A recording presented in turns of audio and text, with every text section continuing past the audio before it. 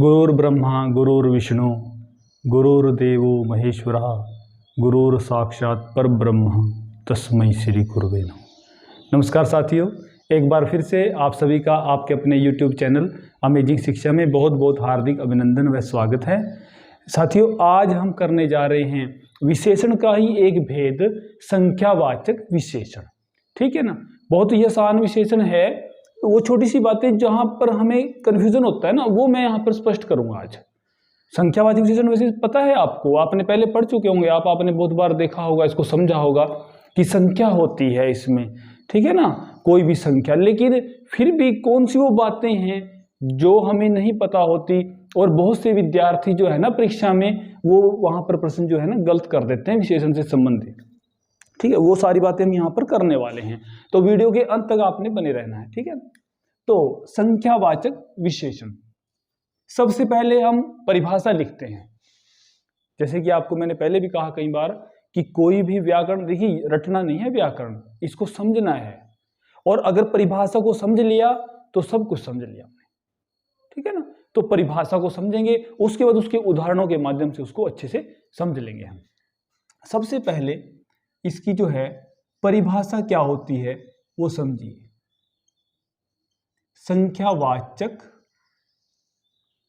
विशेषण है तो बहुत आसान, संख्या होगी इसमें, लेकिन फिर भी जो है कुछ बारीकियों को हम समझना यहां पर प्रयास करेंगे। ठीक है ना, क्या होता है, जो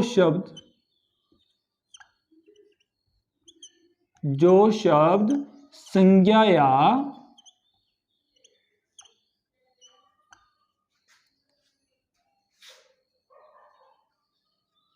सर्वनाम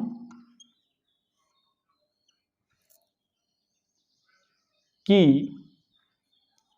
संख्या से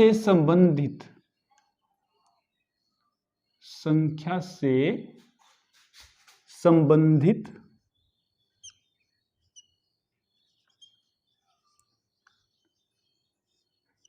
विशेषता को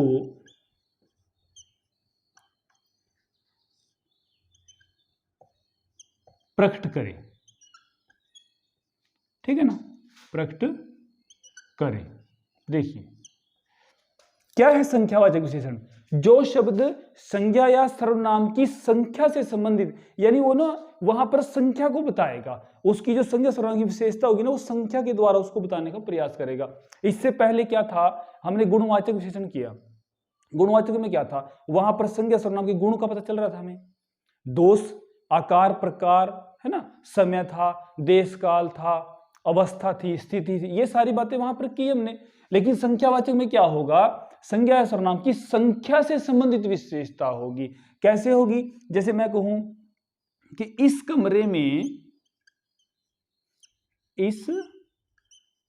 कमरे में 2 पंखे हैं।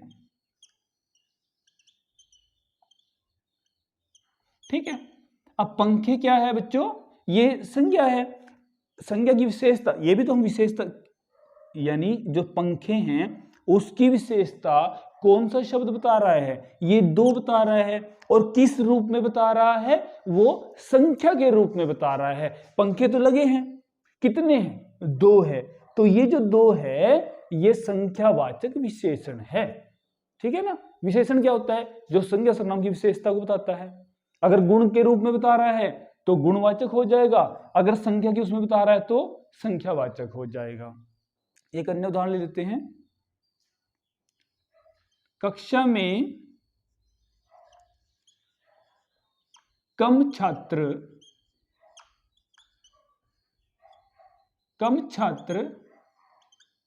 उपस्थित हैं।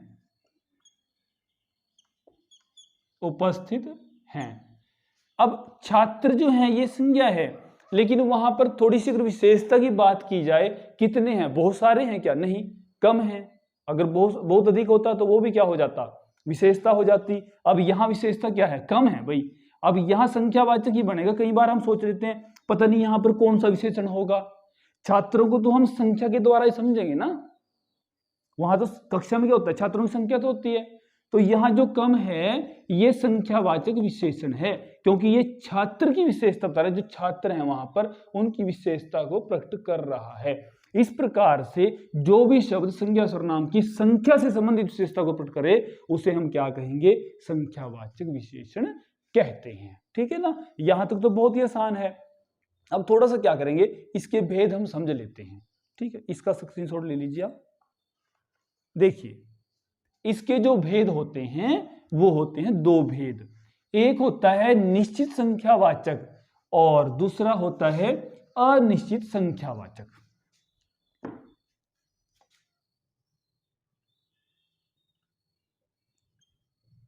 संख्यावाचक विशेषण। ठीक है, अब इसके दो भेद हैं। एक है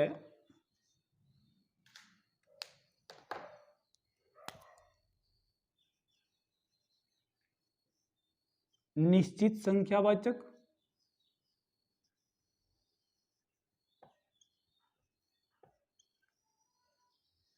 और दूसरा है अनिश्चित संख्यावाचक।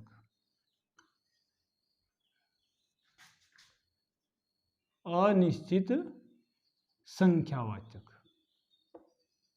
ठीक है बच्चों, तो निश्चित में क्या होगा, संज्ञा या सर्वनाम की एक निश्चित संख्या का बोध होगा। वहां जो संख्या होगी ना प्यारे बच्चों वो निश्चित है, 1 है, 2 है, 3 है, 5 है, 7 है, 10 कितने हैं वो निश्चित होगी। जैसे एक उदाहरण लिखता हूं मैं यहां पर, इस विद्यालय में, इस विद्यालय में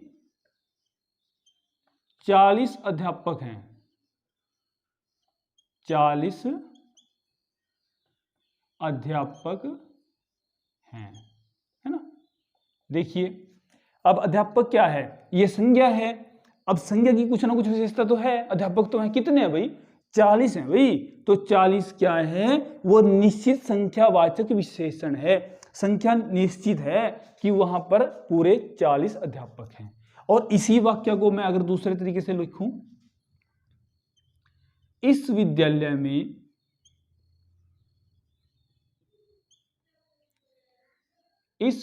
में अनेक अध्यापक हैं।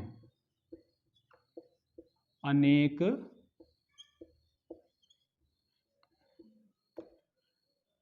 अध्यापक हैं। ठीक है, देखिए यहां पर क्या है, अध्यापक तो यहां भी हैं लेकिन वो निश्चित तो नहीं है ना संख्या। वहां पर क्या कह रहा है, अनेक है भाई। अब अनेक तो कितने भी हो सकते हैं, 50 भी हो सकते हैं, 100 भी हो सकते हैं ना। तो इसलिए जो है ये क्या कहा, यहां पर ये कौन सा विशेषण हो जाएगा, अनिश्चित संख्यावाचक विशेषण हो जाएगा। मैंने एक वाक्य लिखा यहां पर, एक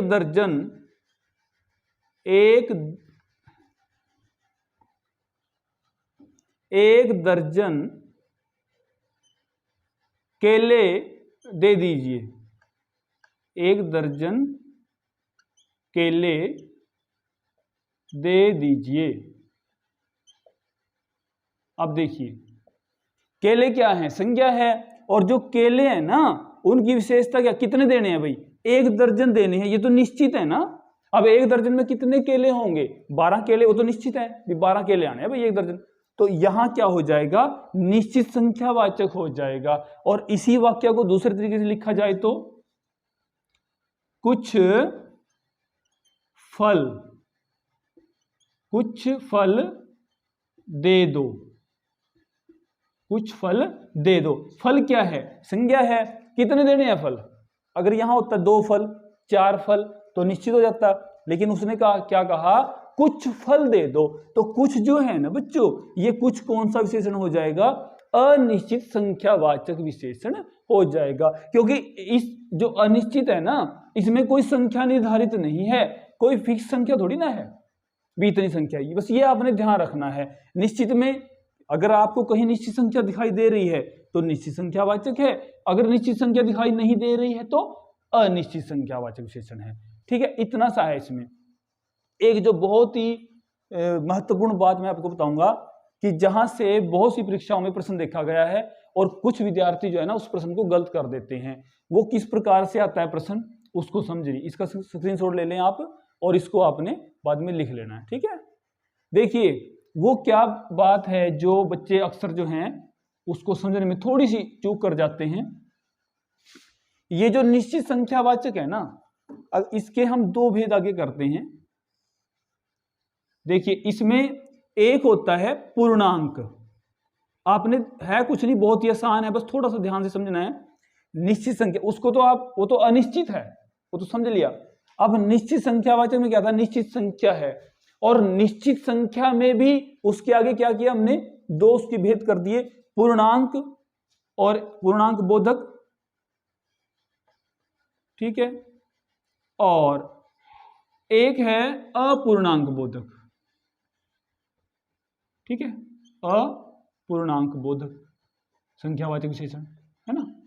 अब ये क्या है इसको समझे, आपको नाम से पता चल गया होगा, पूर्णांक जहां पर संज्ञा सर्वनाम के पूर्ण अंक का बोध हो, पूर्ण अंक यानी 1 2 3 4 10 20 50 100 80 90 85 100 95, ये सभी जो हैं जहां पर पूर्ण अंक आपको नजर आए तो वहां पर क्या हो जाएगा, वो हो जाएगा पूर्णांक बोधक। जैसे एक, कहीं भी 1 हो, है ना, 4 हो, 5 हो, 20 हो, कोई भी अंक ले लीजिए, है ना, 33 हो, 53 हो, ठीक है ना, 53 हो या 80 हो, कोई भी एक अंक, कोई भी पूर्ण अंक, पूर्ण अंक आप नाम को समझिए, पूर्ण अंक का बोध होगा, पूर्ण अंक संख्या समझ पूर्ण अंक का बोध, तो वो कौन सा हो जाएगा, पूर्णांक बोधक। 1 है, 2 है, 5 है, 7 है, 25 है, 30 है ना, 60 है, 70 है, 80 है, ये सब क्या हैं, ये सारे के सारे जो हैं ये पूर्णांक बोधक संख्यावाचक विशेषण हैं, पूर्णांक इनको कहेंगे। अब अपूर्णांक क्या है भाई, इसमें अंक पूर्ण नहीं है। देखिए यहां लिखा 1.25 लाख, कहीं पर मान लीजिए भीड़ इकट्ठी हो रही है, कोई लोग इकट्ठे हो रहे हैं, 1.25 लाख लोग इकट्ठे हो रहे हैं, तो समझ लीजिए क्या है कि 1.25 लाख जो है ना पूर्णांक थोड़ी है ना। मान लीजिए 3,500, 3,500, ये भी क्या है, अपूर्णांक है, पूर्णांक थोड़ी है ये भी, है ना। 4.25 लाख, पौने,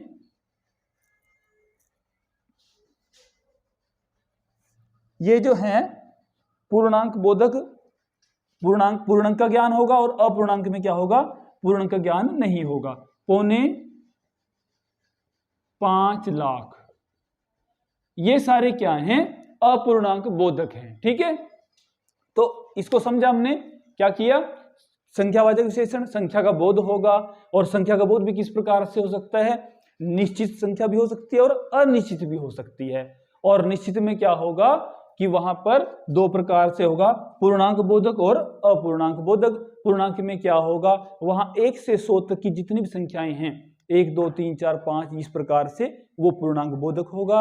और यहाँ पर पूर्णांक नहीं है, 1.25 लाख है, 3,500 है, 6.5 करोड़ है, 2.5 करोड़ है, 4.5 लाख है, इस प्रकार से जहां भी यह जाए तो वहां पर कौन सा विशेषण हो जाएगा, अपूर्णांक बोधक विशेषण हो जाएगा, ठीक है। तो आज की जो हमारी ये कक्षा है यहीं पर संपन्न होती है। आप सभी सुखी रहें, निरोग रहें, इसी मंगल कामना के साथ सभी को जय हिंद, वंदे मातरम।